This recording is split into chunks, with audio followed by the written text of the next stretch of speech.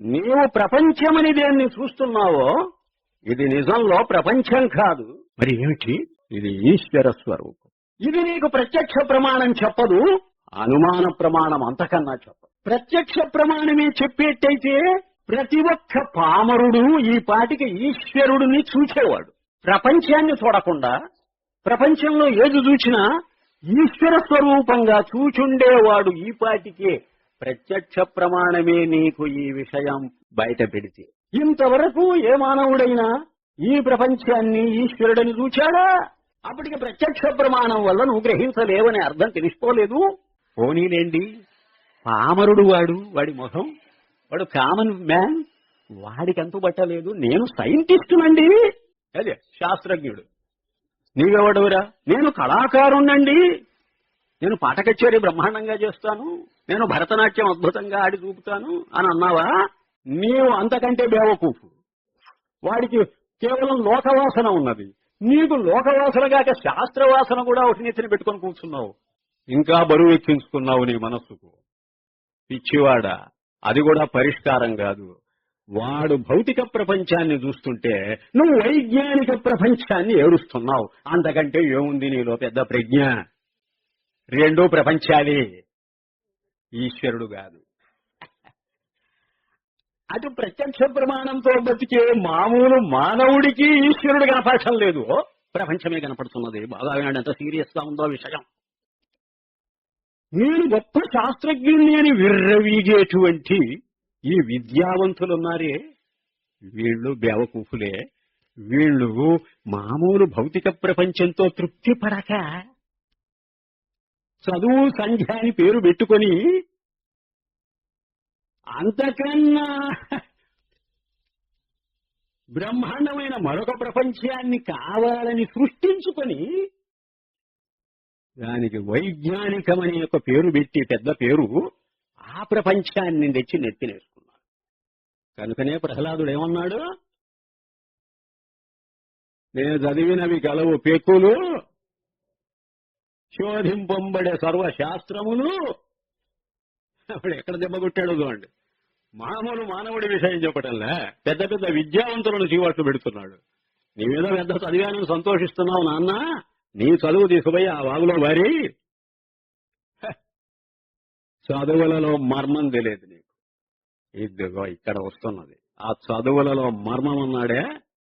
అంటే లోకజ్ఞానికి తెలియదు ఈ లోకమంతా ఈశ్వర స్వరూపమని, శాస్త్రజ్ఞానికి తెలియదు ఈ లోకమంతా ఈశ్వర స్వరూపమని. కనుకనే ఉపనిషత్తు వచ్చింది మనకు సహాయం చేయడానికి. బాబు, నీ ప్రత్యక్ష ప్రమాణం పనికిరాదు, నీ అనుమాన ప్రమాణము పనికిరాదు. మీరందరూ బచ్చాస్, మీరందరూ మా దగ్గర కూర్చొని ఉపనిషత్ మా దగ్గరగా కూర్చొని మేము చెబుతున్నటువంటి రహస్యం ఏదో శ్రవణం చేసి బాగుపడండి. మేము యథార్థం చెబుతున్నాం, మీరు అబద్ధం చూస్తున్నారు. మీరు చూస్తున్నదంతా సత్యం, మేమిప్పుడు చెబుతూ ఉన్నదేదో అది సత్యం. ఆ సత్యం ఏదో కాదు, ఇదంతా ఈశ్వర స్వరూపం.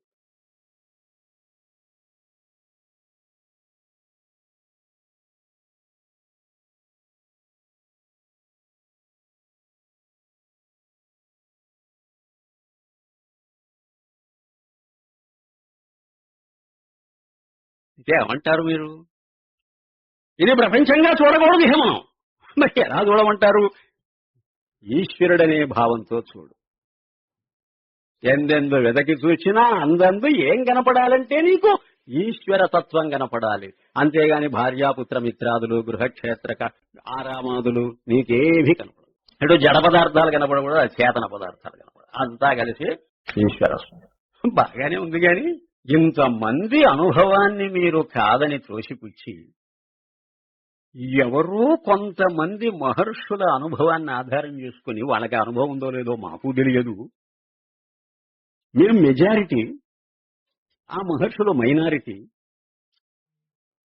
ఏ బలంతో మీరు ఇది ప్రతిపాదిస్తున్నారో చెప్పండి. ఈ ప్రపంచం కాదు, ఇది పరమాత్మేనని మీరు ఎలా చెప్పగలరు? ప్రత్యక్షానికి అనుమానానికి ఉన్న బలం మీ వేదానికి మీ ఉపనిషత్తులకు ఉన్నదా? మా అనుభవం మాకు ప్రమాణం. మా ఒక్కరిదే కాదు, 10 మాట, 10 మంది అనుభవం ఇది. మీరు ఒక్కరు, మీరు చెప్పే మాట మేము ఎందుకు నమ్మాలి అని అడిగితే దానికి ఏమిటి సమాధానం? ఇక్కడికిక్కడే మనం అర్థం చేసుకుందాం. నీవు లోకానుభవం అని దేన్ని అంటున్నావో అది 100% సత్యం అని నువ్వు చెప్పలేవు. సత్యమైనా కావచ్చు, అసత్యమైనా కావచ్చు. అది నా అనుభవం కదండి అని అనవచ్చు నువ్వు. నీ అనుభవం అయినా కూడా అది అసత్యం అవ్వచ్చు. అది ఎలాగండి? ఆకాశంలో నలుపు చూస్తున్నావు నువ్వు, మరి 10 మంది చూస్తున్నారు. చూడండి ఆకాశం ఎంత నల్లగా ఉన్నదని అంటావు. అది నల్లగా లేదు, మరి దానికి ఏ వర్ణం లేదు అసలు. ఆకాశం గగనం శూన్యం. దానికి ఒక రంగు పులిమి నువ్వు చూస్తున్నావు. మరి నీ అనుభవమే. నా అనుభవం నువ్వు విర్రవీగుతున్నావు. 100% మరి అది సత్యం అని చెప్పగలవా? మరి సైంటిస్ట్ ఏమంటున్నాడో తెలుసా? చాలా దూరంగా ఉన్నటువంటి దాన్ని నువ్వు చూస్తున్నప్పుడు అది నల్లగా కనపడుతుందయ్యా. ఆ కొండలు కూడా దూరంగా చూస్తే అవి నల్లగా ఉంటాయి. సముద్రం కూడా నల్లగా కనపడుతుంది. దగ్గరికి వెళ్ళి చూస్తే నలుపు లేదక్కడ. అది వాడు చెబితే నువ్వు వింటున్నావా లేదా? ఇక్కడ లోకానుభవం ఇక్కడి శాస్త్రానుభవమే సరిదిద్దుతున్నది. దీనిలో ఉండేటువంటి లోటుపాట్లను అది చక్కదిద్దుతున్నది. ఇంకా కొంచెం దూరం వెళదాం. ఈ భూమి బల్లపాటుగా సదరంగా ఉన్నట్టు కనిపిస్తున్నది మనకు. కాదు, ఇది గుండ్రంగా ఉన్నది, ఒక బంతిలాగా. నీకు అనుభవమా ఇది? నీ అనుభవంలో ఇది గుండ్రంగా లేదు, ఇది సదరంగానే ఉన్నది. మరి శాస్త్రజ్ఞులు ఏమంటున్నారో తెలుసా? ఇది గోళాకారంగా ఉందని అంటున్నారు. నమ్ముతావా నమ్మవా? నీ అనుభవమే కరెక్టా, లేకపోతే ఆ శాస్త్రజ్ఞుడు చెప్పేది కరెక్టా? అంతేకాదు, ఇది నిశ్చలంగా ఉన్నట్టు నీ అనుభవం, కానీ బ్రహ్మాండమైన వేగంతో చలిస్తున్నదని అంటున్నాడు వాడు. తన చుట్టూ తాను తిరుగుతున్నదని అంటున్నాడు. సూర్యుడు చుట్టూ తిరుగుతున్నది. మనకు ఆశ్చర్యంగా ఉంది, ఇది పైకి లేచిపోయి సూర్యుడు చుట్టూ తిరుగుతున్నదా అని ఇప్పటికీ ప్రశ్నించేవాళ్ళు ఉన్నారు. ఏం చెప్తావు జవాబు? ఎవరి మాట నమ్ముతావు? కాదు, నీ అనుభవం గొప్పదని నీకు అనిపిస్తే అనిపించవచ్చు. అంతకన్నా గొప్ప అనుభవజ్ఞుడు వచ్చి చెప్పినప్పుడు నువ్వు చచ్చినట్టు వినాల్సిందే, నమ్మవలసింది. వేదం వరకు రాక్కర్లేదు, ఇక్కడికిక్కడే ముడిపెట్టి చెప్తాం మేము. అంతేకాదు, చాలా దూరంగా ఉన్నాయి నక్షత్రాలు. ఒక్కొక్క నక్షత్రం ఒక అన్నపు మెతుకులాగా కనపడుతుంది. ఆ చంద్రుడు ఒక వెండి కంచంలాగా కనపడుతున్నాడు. ఆ దేవతలు ఎవరైనా అన్నం కలుపుకొని తింటూ ఉంటే ఆ మెతుకులు ఇటు అటు చెదిరి పడ్డాయో ఏమో, అవే నక్షత్రాలని కూడా అనుకోవచ్చు. కానీ అది వెండి కంచము కాదు, అవి అన్నపు మెతుకులు కావు. ఒక్కొక్క నక్షత్ర గోళం పరిమాణం ఎంత ఉన్నది అంటే ఈ భూమికి కొన్ని వేల రెట్లు ఉన్నది. అసలు కొన్ని నక్షత్రాలైతే సూర్యమండలం కంటే చాలా పెద్దవి అని చెబుతుంది. మరి నీకు ఎలా కనిపిస్తున్నది? అది ఇంతే. మరి నీ కన్ను నీకు ప్రమాణమేనా? ప్రత్యక్ష ప్రమాణం అని అంటున్నావే.